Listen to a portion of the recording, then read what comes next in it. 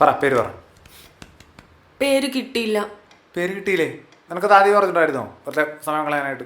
ഞാൻ അത്ര നേരമായിട്ട് ആലോചിക്കണം, കിട്ടണ്ടേ? ഓക്കെ, അപ്പോൾ ശരി, ഞാൻ പറഞ്ഞ പേര് ഫിക്സ്. അത് ശരിയാവില്ല. അത് ശരിയാവത്തത്? This is not fair. താൻ ആദ്യം സമ്മതിച്ചാണ്. കുറെ നേരമായല്ലോ രണ്ടും കൂടെ. എന്ത് മക്കളെ പ്രശ്നം?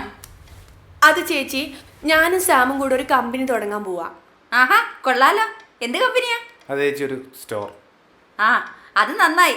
ഇനി വീട്ടാവശ്യത്തിനുള്ള സാധനമെല്ലാം അവിടുന്ന് വാങ്ങിക്കാമല്ലോ. ഞാനാണെങ്കിൽ കഴിഞ്ഞ ആഴ്ച ഇവിടുത്തെ സാധനമെല്ലാം തീർന്നു പോയിട്ട് അപ്പുറത്തെ ആ പലചരക്കുകാരന്റെ കടയിൽ പോയാ വാങ്ങിച്ചത്. ഓ, അവന്റെ ഒരു മോട കാണണം. ചേച്ചി ഇത് അങ്ങനത്തെ സ്റ്റോറല്ല. ആ, അപ്പൊ പലചരക്ക് കട അല്ലയോ? അല്ല. പിന്നെ? അതായത് ചേച്ചി, നമ്മുടെ സിറ്റിയിൽ നടക്കുന്ന വലുതും ചെറുതുമായിട്ടുള്ള പാർട്ടി ഉണ്ടല്ലോ, അതായത് birthday party, bachelor party, wedding anniversary, Christmas, new year, അങ്ങനത്തെ പാർട്ടികൾ. ആ പാർട്ടികൾക്ക് ആവശ്യമായ എല്ലാ സാധനങ്ങളും സപ്ലൈ ചെയ്യുന്ന ഒരു സ്റ്റോർ. ചേച്ചിക്ക് മനസ്സിലായോ? ആ, മനസ്സിലായി. ഈ ബലൂണും തോരണോ ഒന്നും അല്ലാതെ മറ്റേ സെറ്റപ്പ് ആയിട്ടുള്ള സാധനം കൊടുക്കുന്ന സ്റ്റോർ. അതെ. ഇൻവെസ്റ്റർ പറഞ്ഞ് മനസ്സിലാക്കാൻ പറ്റ പാട്. അത് കൊള്ളാലോ മക്കളെ. സാമിന്റെ ഐഡിയ.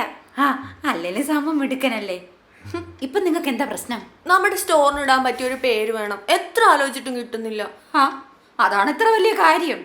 നിങ്ങള് പാർട്ടിക്കുള്ള സാധനം കൊടുക്കുന്ന സ്റ്റോറിലെ തുടങ്ങുന്നത്. അപ്പൊ പാർട്ടി സ്റ്റോർ ഇടണം. അപ്പൊ പിന്നെ സ്റ്റേഷനറി സ്റ്റോർ ആണെന്ന് ആൾക്കാരും തെറ്റിദ്ധരിക്കത്തൂല. ചുമ്മാ ചെറിയ കാര്യത്തിന് പിള്ളേരൊന്ന് വഴക്കുണ്ടാകുന്നു. ഏതായാലും വാവുള്ള